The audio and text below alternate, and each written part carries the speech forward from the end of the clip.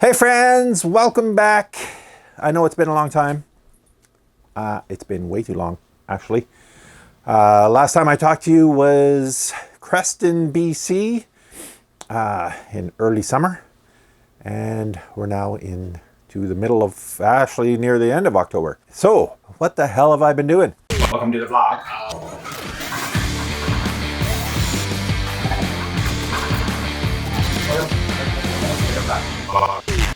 Well, since getting this job last year, my main client out of the east coast of the USA, I've been pretty much working my ass off.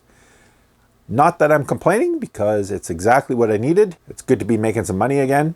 And with them and my other client who came back pretty much around the same time last year, asking for kind of like more of a part-time contract, retainer kind of thing to manage their site and their, oh really, thank you. Managing their website and that kind of thing. With the two, things are going pretty good. So I'm happy to report that financially we're back on track. What else? So yeah, after leaving the Goat River camping area around Creston, we decided, Joan and I, because I was hanging out with Joan, and we decided to go up to Kimberley area. She was only going to be there for the weekend. She was kind of using it as a rendezvous point for her brother-in-law and her sister, who were coming out and kind of helping her get on the road back up to where she was going, because she's kind of taken a break from the whole RV life for, you know, reasons that are her own. I'm not going to get into her stuff, but yeah. So we all went up there and hung out for the weekend. And my plan, here we go with plans. We all know what happens with plans. So my original plan was to hang out and just kind of stay there for a while. It's a big open area. People come up there to run their dogs, but other than that, it's pretty chill. Basically just wide open area, because it used to be an airport. It's the old airport outside of Kimberley. And we were there for the weekend. Joan and her family, hung out for a bit, and then they went. They left on the Monday or the Tuesday, and it was just Rollins and I, and we're just hanging out. I'm like, this is great. Got lots of sun, solar, getting some work done, lots of area for him to run and walk around and that kind of thing. And it was about, I think, Wednesday or Thursday that week. We weren't there that long, and it got really smoky. So how does that line in that song go? It's time to get out of this place. It's time to get out of here. Yep. So this video was actually going to be more of a feature video on this place.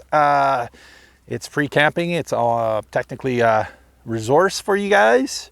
If you're ever up in between around Kimberley and Wausau, there's an area up here. It's called the Old Kimberley Airport, and it's nice and flat. It's wide open.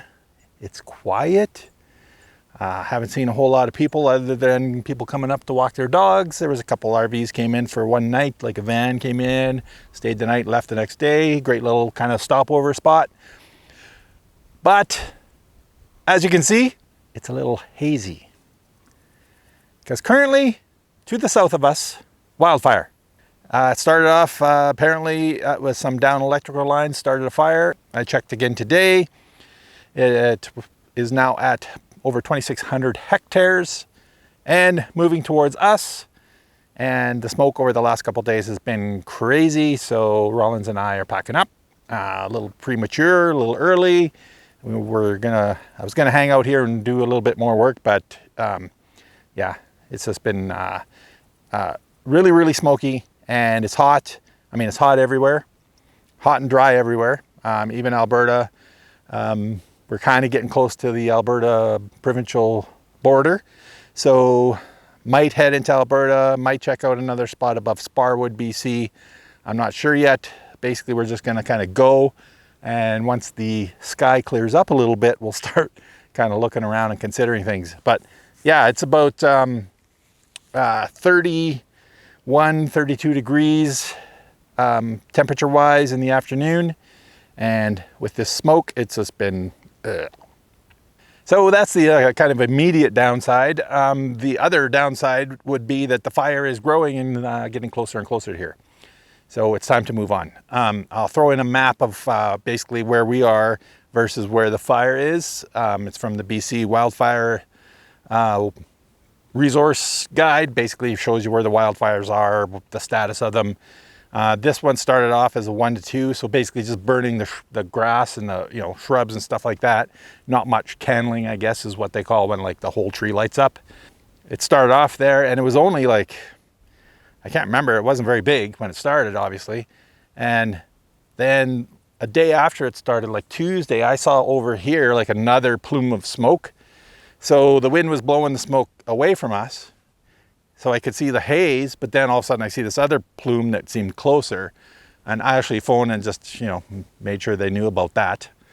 Kind of reported it. Whether I needed to or not, I don't know. But, I just figured, hey, I'm seeing it from this end. Maybe they're not seeing it from that end because of the other fire smoke, whatever.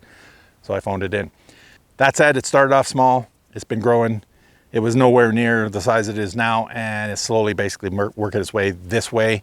It's kind of cut off at the road, the 95A or whatever is down there, Cranbrook's down there. So, and it's approaching the Cranbrook International Airport, which replaced this airport. But yeah, it's nuts. It's getting nuts. The smoke has just been brutal the last couple days. So I'm just gonna pack up and go. Like I said, I was gonna kind of show you around this area a little bit, do a little walk around, but it's so gross out. I'm just gonna, I'll let you guys know about it. If I come back here, then I'll do a proper official video, and hopefully it's not all crispy burnt to the ground. So yeah, that's about it. Rollins is fine. I'm fine. We're just a little overwhelmed with the smoke and the smell of campfire, and we're gonna get out of here. So I will check in with you guys from the next stop. I was considering flying the drone, but there's a lot of planes and helicopters going by, bombers and such. Plus, because the airport is right down there, I don't even know if it would let me lift off anyways, because the drone has a guidance thing that, basically if you're too close to an airport, it just won't even take off. So I didn't even try, but I was going to kind of walk around, show you around. It's just not worth it right now. The smoke was getting worse and worse. So then I started like following the BC Wildfire website to see like the extreme levels and that kind of thing of it.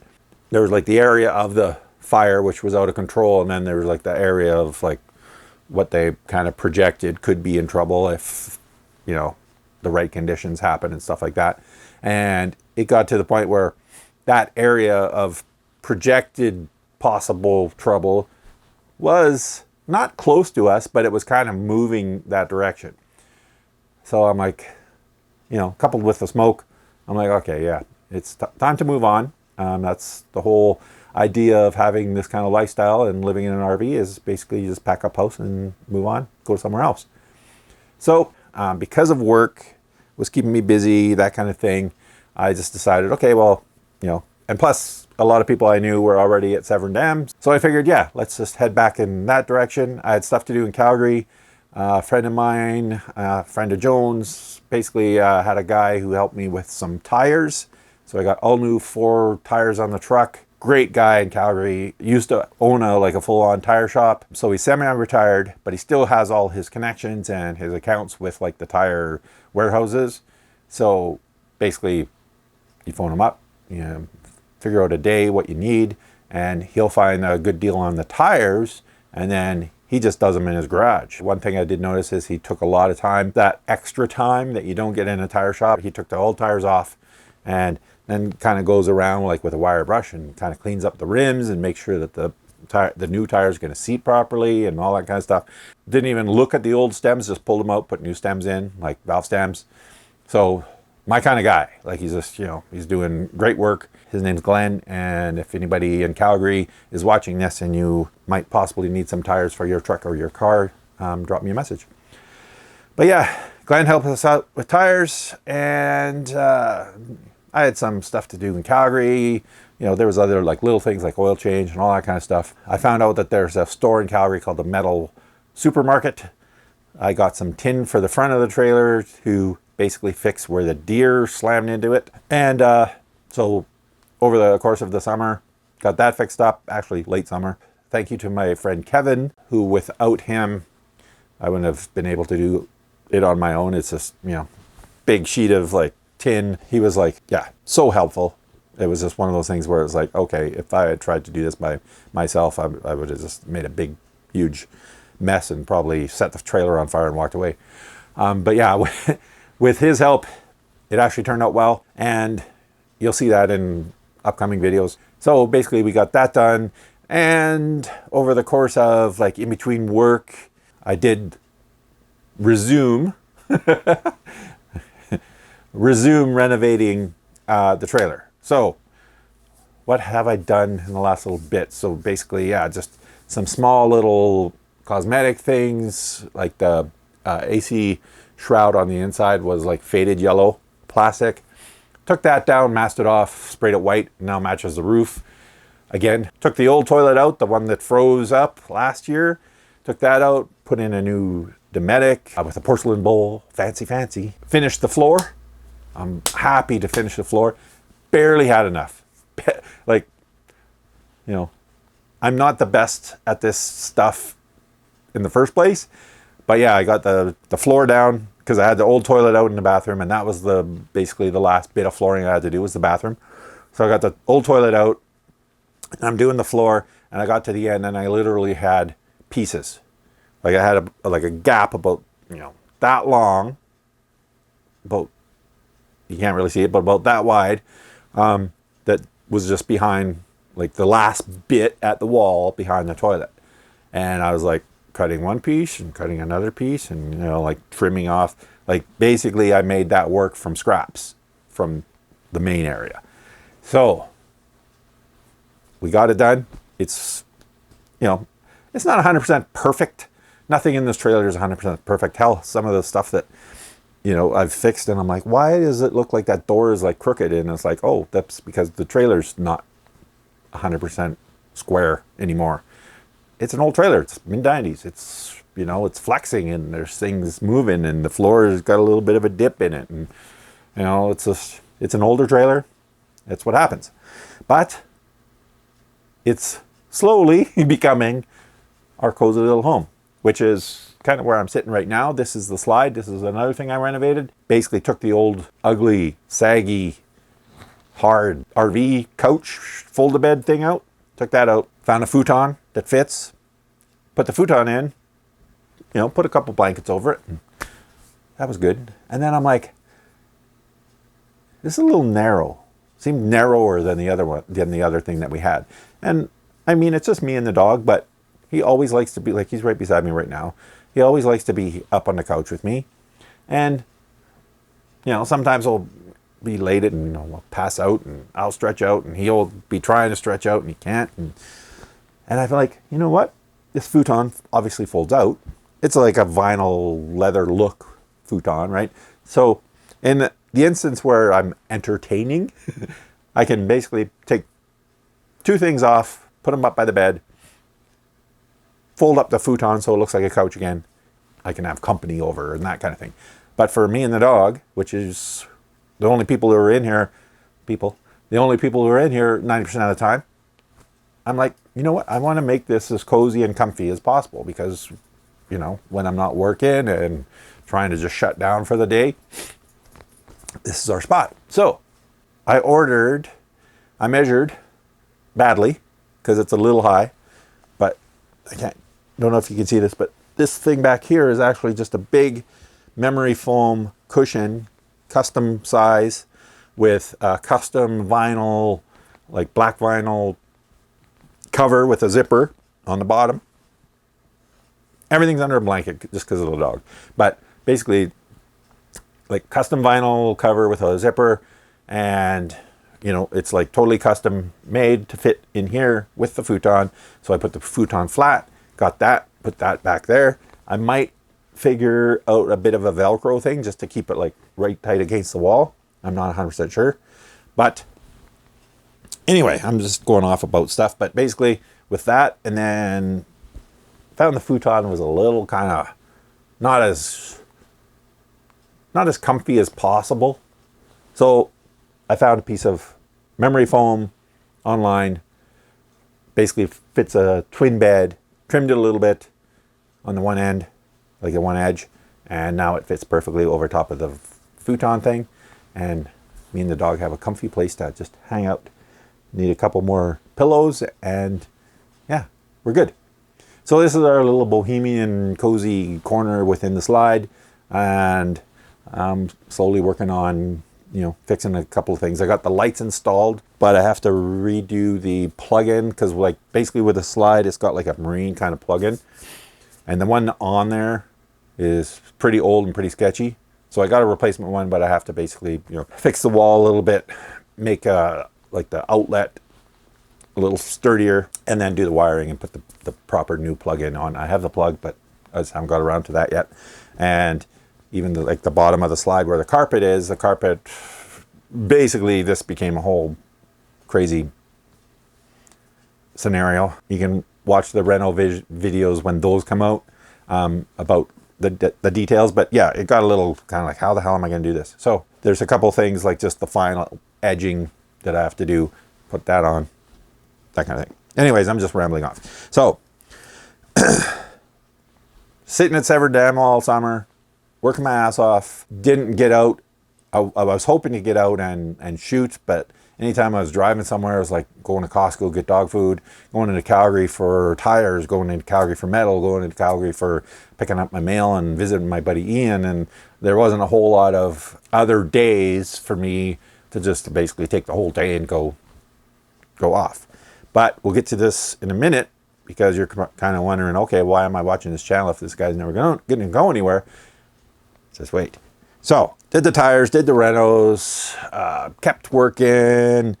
Basically, during that time in Severn, like near the end of summer, there'd be times where it's like, okay, well, you know, it's like June, and why did everything kind of slow down? Like, these guys aren't getting back to me, this and that.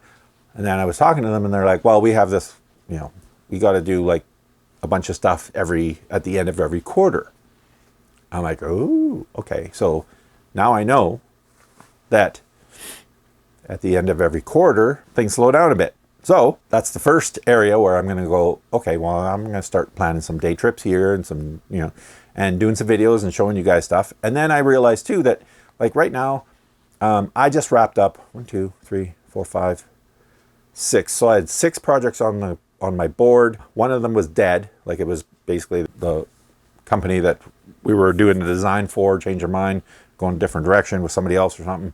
Actually, 2 of them ended up being that. The 2 of them kind of died midstream, but I got partially paid for those because I did do work on them. And then the other 4, 1, 2, 3 just, no, 2 just wrapped up. The other one is almost done, probably done later this week. And the other one should be done, like, I think we're just waiting on like 1 page, and I got to do the mobile versions, and, you know, then it's done. But I mean, the thing is sometimes I'll get, everything comes in over like 1 or 2 days, and then I'll do those changes and send them back, and there won't be anything else for a couple of days.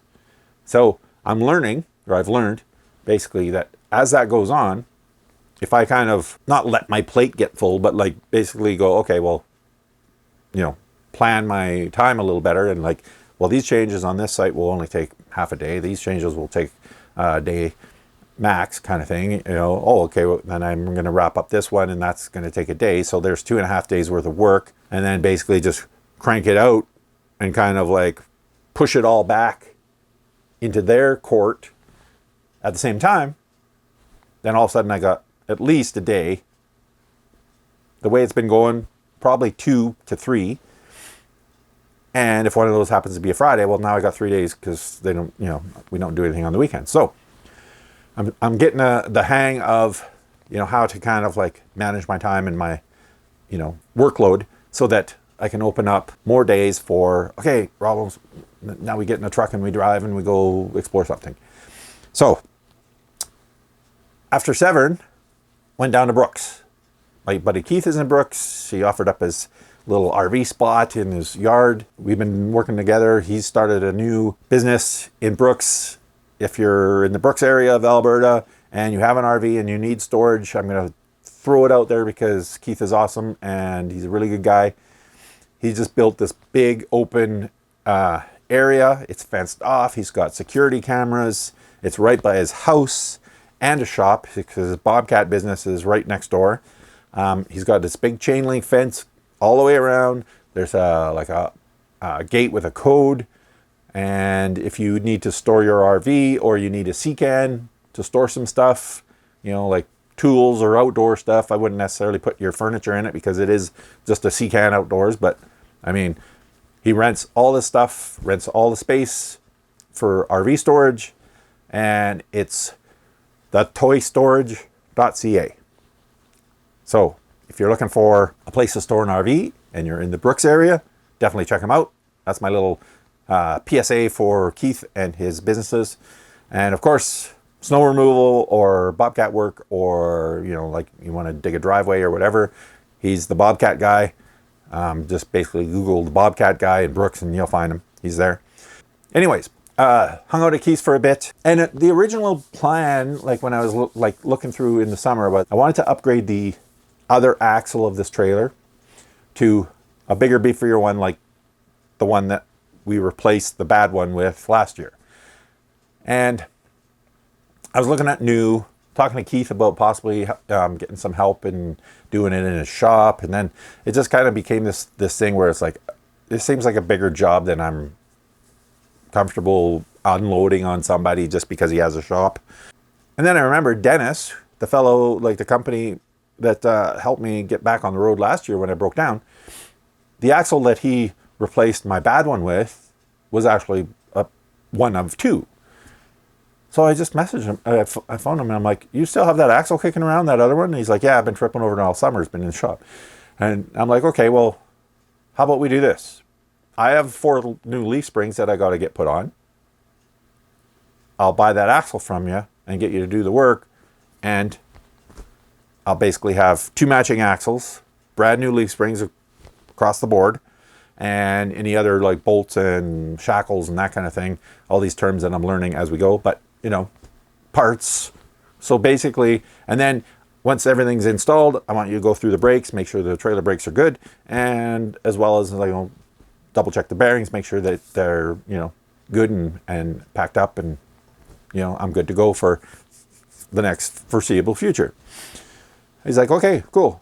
So we set a date, and I'm heading down to Montana, where he is. So basically it was the same road as I took last year, but hopefully this time I'm not getting any work done on the side of the road. I'm just going to go up to a shop, spend a day there, and do that. So yeah, arranged that from Brooks, as well as I, you know, went in and checked with the vet. Rollins has, you know, like he needs his shots and stuff, but he got his rabies done last year, so that's good for 3 years. And his parvo, or whatever the other one is, it's kind of a combination vaccine or whatever, is good for 1 more year. So he didn't need any shots. So he's happy about that because he doesn't like the doctor, doesn't like the vet. And this year we were possibly considering the possibility of sedating him to give him his shots and then maybe get his nails done. He won't let anybody cut his nails. Thankfully for, you know, gravel and asphalt, because that's the only thing that really kind of gives him a bit of a filing down. Anyways, yeah, so, you know, stuff like that got done in Brooks. Big laundry day. Did spend the afternoon, big loads laundry in Brooks. And then while we were there, I did manage to take one day off, and Rollins and I basically just went out kind of road trip exploring rural Alberta and just looking around with my camera. And basically that video will be coming up after this one. And we did find a couple of things. Basically, I remembered driving through that direction before, one year when I was heading up to Severn Dam. And in and around Milo, Alberta, I thought there was quite a few things to take pictures of. Now, we did find like an old house that actually had an old partial car in the yard and that kind of thing. A couple other old houses and barns and stuff like that. But for some reason, I was like thinking that Milo was the place to go. And I got into Milo, and it was like, I'm like, don't get me wrong, it's a nice little village or whatever. If, you know, that's the kind of place that you want to live in. It's a great little town. But the stuff that I thought I remembered seeing there wasn't there. I don't know what I saw. I just remember going by there and going, oh, look at, there's like 3 or 4 things that should, you know. Did find a little old truck in one of the yards there or whatever, but that was pretty much it. There wasn't much else. It still was a productive day. We still got lots of pictures. Did some exploring and got out. But yeah, it was a productive day regardless, and we had fun. And Rollins got to sniff and explore, and yeah, it was a good little day trip. So yeah, just getting ready to head south, down to Montana, do the appointment for the upgrade, and then down where it's warm and sunny for the winter. So that's the loose plan. That's the gist of pretty much where I've been. Like I said, I figured out the ebbs and flows of work, and with any luck, I'll be able to get out and explore some more, and we'll definitely be doing more videos coming soon, I promise. So, all that said, all my rambling aside, do you want to say hi? Come here. Come here. Come here. So, because I got the camera on tripod, so I can't move it right now. But yeah, he's laying upside down, and he does, when he lays upside down and wants his belly rubbed, he does the Superman pose. He's like, so that's why you see one paw. Anyways, he's happy and healthy, and yeah, a nut, and we're both fine. But like I said, more coming soon. Thank you for watching. We'll talk to you all very shortly. And if you're still hanging around, thank you for being patient with me. And we'll see you soon. Bye. What are you doing? You're a nut. You're a monkey.